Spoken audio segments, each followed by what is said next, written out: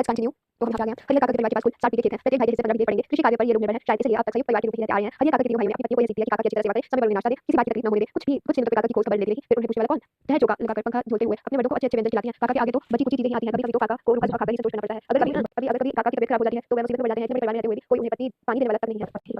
सभी अपने कामों में मशगूल मशगूल मशगूल बच्चे तो या तो पढ़ लिखे रहते हैं या तो नौकरी में जाते हैं।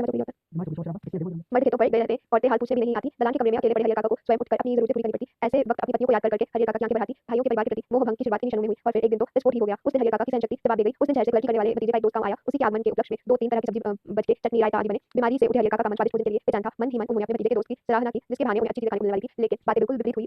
सब लोगों ने खाना खाया। सबों ने खाना खा लिया। उनको कोई पूछने वाला तक नहीं आया। उनके तीनों भाई खाना खाकर खलिहान में चले गए। दमी हो गए। वे इस बात के प्रति निश्चिंत थे कि हरियर काका को तो पहले ही खिला दिया होगा। अंत में काका ने स्वयं दलान के कमरे से निकलकर हवेली में प्रवेश किया। तब उनके छोटे भाई की पत्नी ने रूखा-सूखा खाना लाकर उनके सामने परोस दिया। भात, मट्ठा और अचार। बस हरियर काका के बदन में तो ऐसे आग ही जल गई। उन्होंने थाली उठाकर बीच आंगन में फेंक दी। झन की तेज आवाज के साथ आंगन में थाली गिरी। भात बिखर गया। विभिन्न घरों में बैठी लड़कियां बहुएं सब एक ही साथ बाहर निकल आई। काका गुजरते हुए हवेली के दलान से और चल पड़े। समझ रही हो कि मुफ्त में खिलाती हो तो अपने मन से ये बात निकाल दो। मेरे हिस्से के खेत की पैदावार भी इसी घर में आती है। उसमें तो मैं 2-4 नौकर रख लूं, आराम से खाऊं, कभी कमी नहीं होगी। मैं अनाथ और बेसहारा नहीं हूं। मेरे धन पर तुम सब मोज कर रही हो, लेकिन अब तुम सबको बताऊंगा। आदि काका जिस वक्त ये सब बोल रहे थे उस वक्त ठाकुरबाड़ी के पुजारी ने उनकी दलान पर ही विराजमान थे। वार्षिक होमात होता है हवन के लिए वैगी और शकीलिन देने आए थे। लौटकर उन्होंने महंत जी को विस्तार के साथ सारी बात बताई। उनके कान खड़े हो गए। वह दिन उन्हें बहुत शुभ महसूस हुआ। उस दिन तो उन्होंने ऐसे ही गुजर जाने देना उचित नहीं समझा। तत्क्षण टीका तिलक लगा, कंधे पर रामनामी लिखी, चादर डाली, ठाकुरबाड़ी से चल पड़े। संयोग अच्छा था काका के दलान तक नहीं जाना पड़ा। रास्ते में ही हरियर मिल गए। गुस्से से निकल रहे हरियर खलियान की ओर जा रहे थे, लेकिन महंत जी ने उन्हें खलियान की ओर नहीं जाने दिया। उन्हें अपने साथ ठाकुरबाड़ी पर लेते आए। फिर एकांत कमरे में उन्हें बिठा खूब प्रेम से समझाने लगे। हरियर यहाँ कोई किसी का नहीं है, सब माया का बंधन है। तू तो धार्मिक प्रवृत्ति है। मैं समझ नहीं पा रहा हूँ कि तुम इस बंधन में कैसे फंस गए। ईश्वर में भक्ति लगाओ, उसके सिवाय कोई तुम्हारा अपना नहीं है। पत्नी बेटे भाई बंधु सब स्वार्थ के साथी हैं।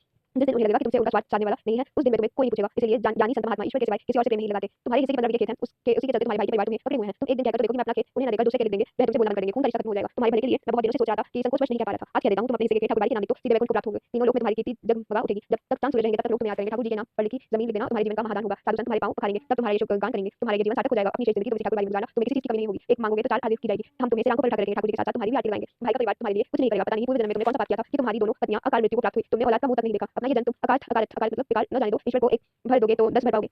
मैं अपने लिए तुमसे मांग नहीं रहा हूँ। तुम्हारे यह लोग है और परलोक दोनों ही बन जाएंगे। इसकी राह में तुम्हें बता रहा हूँ। हरियर के देर तक महंत की बातें सुनते रहे पर महंत जी की बातें उनके मन में बैठी जा रही थी। ठीक है तो कह रहे हो महंत जी कौन किसका है? 15 बीघे खेत की फसल भाइयों के परिवार को देते हैं। तब तो कोई नहीं पूछता। अगर कुछ न देंगे तब क्या हालत होगी? उनके जीवन में तो ये स्थिति है। मरने के बाद कौन उन्हें याद करेगा? सीधे उनके खेत हड़प किए जाएंगे। ठाकुर जी के नाम लिख देंगे तो पुष्टक लोग उन्हें याद करेंगे। अब तक के जीवन में ईश्वर के लिए उन्होंने कुछ नहीं किया। अंतिम समय में यह बहुत पुण्य का काम होगा। इससे वह बहुत पुण्य कमाएंगे। लेकिन ये सोचते हुए भी हरियर काका का मुंह खुल नहीं रहा था। भाई का परिवार तो अपना ही होता है। उनको न देकर ठाकुरबाड़ी में देना उनके साथ धोखा और विश्वासघात होगा। अपनी बात समाप्त कर महंत जी प्रतिक्रिया जाने लगी और हरियर की ओर देखने लगे। उन्होंने मुंह से कुछ नहीं कहा, लेकिन उनके चेहरे पर परिवर्तित भाव महंत जी की अनुभवी आंखों से छिपा नहीं रह सके। अपनी सफलता पर महंत जी को बहुत खुशी हुई। उन्होंने सही जगह वार किया था। इसके बाद उस वक्त ठाकुरबाड़ी के 2 सेवकों को बुलाकर आदेश दिया कि साफ सुथरे कमरे में पलंग पर बिस्तरा लगाकर उनके आराम का इंतजाम करें। फिर तो महंत जी के कहने पर जितना समय लगा उससे कम समय में ही सेवकों ने हरियर काका के मना करने के बावजूद उन्हें एक सुंदर कमरे में पलंग पर डाल दिया और महंत जी उनके पुजारी जी को तो समझा दिया कि हरियर के लिए विशेष रूप से भोजन की व्यवस्था करो।